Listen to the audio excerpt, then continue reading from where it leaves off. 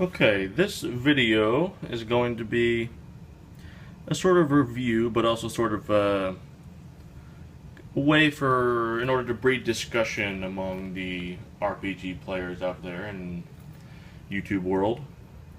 Um, I've got here the Advanced Dungeons and Dragons Players Options, Skills, and Powers Handbook, and this is sort of the main inspiration for a lot of the systems that occur or that are included in my own role-playing game that I'm designing, Altuve Demetrion. And I thought we'd just read this together, or go look, kind of flip through it, and kind of see what's what, and kind of see where a lot of the inspiration comes from. I'm going to talk about kind of my views on game design and game playing. Also, hope to start the discussion at least on some of these topics. So. This book, Players' Options, Skills, and Powers, is for Advanced Dungeons and Dragons. Came out in 1995 by TSR. It was written, got the kind of ad spread here in the front. Worlds of Adventure. Yep, good. There we go. Douglas Niles and Dale Donovan. Douglas Niles, known for Dragonlance works. Dale Donovan's worked for TSR for a long time. He wrote Jacandor and a bunch of other modules. Kind of start with a foreword here about game design and what it means. There's a particularly good quote here I wanted to pull out.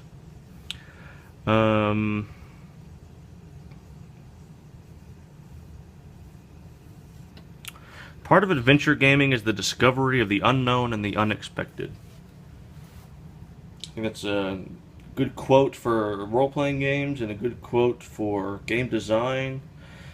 It's like, the campaign can be about adventure and seeing the unknown and the unexpected, but also part of game design and designing the games and playing the games, the metagame, is also discovery of unknown and unexpected rules and situations and all that kind of stuff. And then we have a similar quote about how the games evolve and how they must keep pace with their surroundings, like the games have to keep up with all their contemporaries or contemporary games.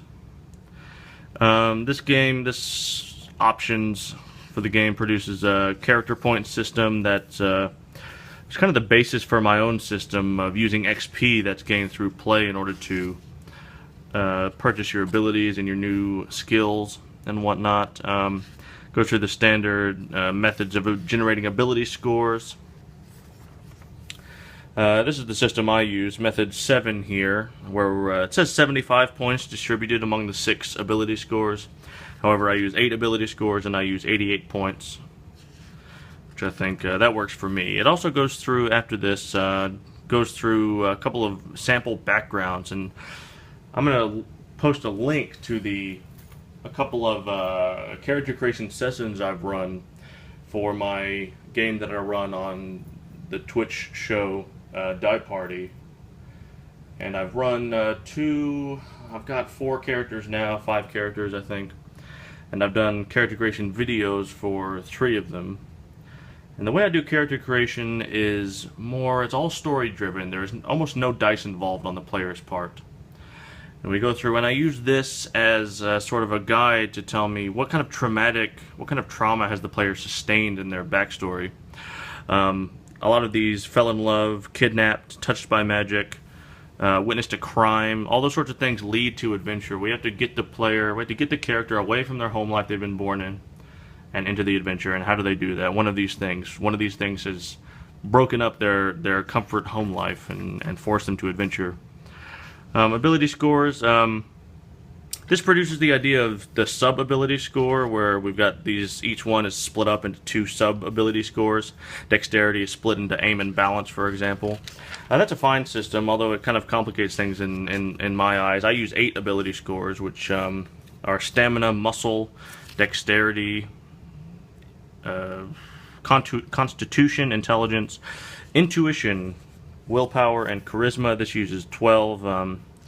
8 I feel like is a good balance between making it simple enough for newer players or players who aren't familiar with Advanced Dungeons and Dragons, and allows enough resolution, enough detail to be able to kind of make sure we're making the checks we need to make and all that.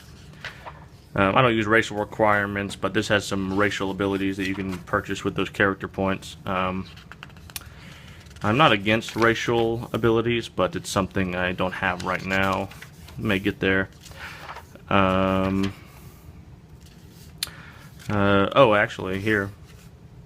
Goes through and actually gives some additional rules for monstrous races to play, monstrous player characters that were originally detailed in the complete book of humanoids.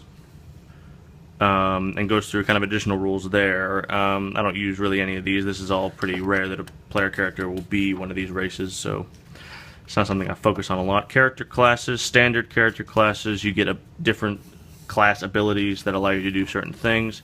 Once again, this is all the basis for this has been distilled into my own system, where everything the player can get is bought with XP as opposed to just these basic things, which I think make things a bit simpler. I'd like to think so. Character kits I don't use. I feel character kits are limiting in a way. They kind of force the player into a box where I kind of strive for more realistic characters, and realistic characters they're a lot more complex. They don't really fit kind of set defined molds where you may have a little bit of smuggler, you may have a little bit of sharpshooter, you don't have to pick one, sort of thing. So I don't use character kits. I never have. Never really liked that system. Skills, this just adds some additional rules. Good chart here with all the skills and the system. The system in my game is much different, but this was the basis where I took a lot of these skills from. I use this as a kind of a baseline for me to get a list of skills down. This account provides some traits and some disadvantages to be able to use in the game. In my character creation, this is random. This is like if you're born with a genetic gift or a genetic malady or whatnot. Like you can be born colorblind in my game. You can be born lame. It was just that's the way the world spits you out. A lot of listings here, a lot of additional rules provided for each one of the proficiencies. That's what I really like, and that's what you'll see if you look at my rules document. Is that you'll probably see this exact paragraph because it's not meant for release yet, and so it's just copyrighted material. But I go through and I've taken this paragraph. I've taken the paragraph from the player's handbook. Maybe this paragraph from the advanced wilderness survival guide or something, and I've coalesced them and put them together into my rules document so I can kind of parse what I want to include and what I want to leave out, that sort of thing. That's good. Traits and descriptions and all that, that's fine. Weapon proficiency. My combat, this provides a lot of actually good ideas about like non-weapon proficiencies that are still combat proficiencies. I do prefer the term combat proficiencies, but that's and you'll probably see that. Style specializations, those are really interesting to me. My combat system, I think, is fairly unique, and so it doesn't necessarily fit into this mold, and so I'm skipping through a lot of this because my combat system is doesn't really go with this. Encumbrance is something I'm a big fan of because I think for newer players, my system is meant to be kind of rules lighter. And for newer players, or players that are rules light focused, encumbrance and like lack of strength is something that's easy to understand. It's a real world. We know that if we're not strong enough to carry this, we're not going to be able to. I'm a big fan of bulk rules, but that's something I don't include normally because it's a bit more abstract, it's a bit more esoteric. If you have like a refrigerator box or something, that thing is the worst to move. It's almost impossible to move around anywhere. You can't see where you're going, you're bumping into stuff. And so that's something I tend to leave out, even though it's I mention it. I mention it usually about bulk. Oh yeah, you got a bulk problem there. That's what I say. And you'll see that if you watch my my dungeon mastering. List of weapons. Yep, that's good. That's standard. A lot of weapons there. A lot of items. They're bulk points. Yeah. If you have to add a dimensionless, if you have to add a dimensionless number to your to bulk to make it mechanical, I'm not interested. New schools of magic. I'm a big fan of magic systems. I'm a big magic system junkie. Song wizard, kind of like a lot of bard influence there. Shadow mage, alchemist. In my game, these would be like you would be able to purchase these kind of You'll be able to purchase abilities that go along with these, that fit in these categories, but you wouldn't be a Shadow Mage unless you called yourself that. You can call yourself whatever you want, and that's fine. Psionics, big fan of Psionics. Really love the ideas there. Really love the distinction between magic and psionics that's included there. Really love the system, like you've got a set number of psionic power points that you can use to cast your sciences and devotions. I love the rock, paper, scissors style of the attacks and defenses. That's really great. That provides a really visceral, really easy to understand game experience, I think. And then we've got a lot of psionic powers. Love that art right there. That's a good one. Kind of, yeah, not much to... The wild talents is something I can use. I talked about genetic gifts. That's something you can be born with in my game, which I'm a big fan of. Also, bards have the ability to purchase a psionic talent. That's also random. There's a lot of good powers in here. Let's see. Animate object. Complete healing, obviously. Cannibalize is a good one. The power allows the user to cannibalize his own body for extra psionic power points.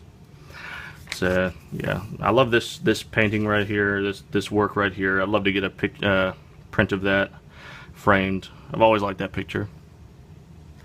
Got teleport there, phase, dimension, walk, teleport, other. Like good psionics. Love psionics. Love magic systems. Love psionic systems. Love power systems. Everything, all that kind of stuff really gets me going as far as RPGs are concerned. Compile tables, index, easy. You can see that I've used this book so much since I got it a long time ago that I've separated it from the spine. I've busted it open, and you know that just comes from where I've used it. It's probably been one of the most influential books in me building my own game system. And I got the spread here, the ad spread. Let's find some description about the other settings and stuff, and yeah, I just love role-playing games, and this was really formative in me kind of gaining that love and kind of determining what I want to do. The game that I want to play is the game I'm making, and so this is a really good resource for that, and kind of a lot of inspiration for a lot of the systems that are included there. So it's something I wanted to share. $20 standard resale price. I wish we had that now. We got those 5th edition books, what is it, $50 books. $20, I'll take it. Alright, and that's that. Make sure you go, I'm going to leave some links in the description for my blog, where I talk a lot about, I talk about games sometimes, but I also talk about motivation, being the best you can be, and greatness and what that means, and how greatness is something that's not really defined. You have to make it for yourself, and to me, designing a great role-playing game, that's greatness to me, and so that's what I want for myself, and you know, those are my goals. That's one of my goals, and I talk about goals a lot on that blog, so I'll leave a link there. I'll also leave a link to Die Party. The Twitch channel is twitch.tv/Henley. That's where we play every Saturday.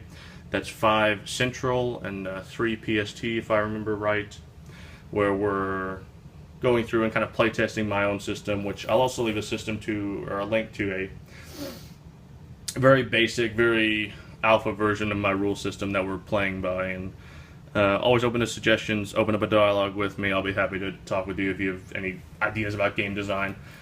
I'm going to try and circulate this around the YouTube RPG Brigade, which I'm a big fan of. A lot of those guys, they have a lot of good ideas about game mastering. Hopefully I'll open up a dialogue with them, and we'll kind of maybe get something going together. So anyway, that's good.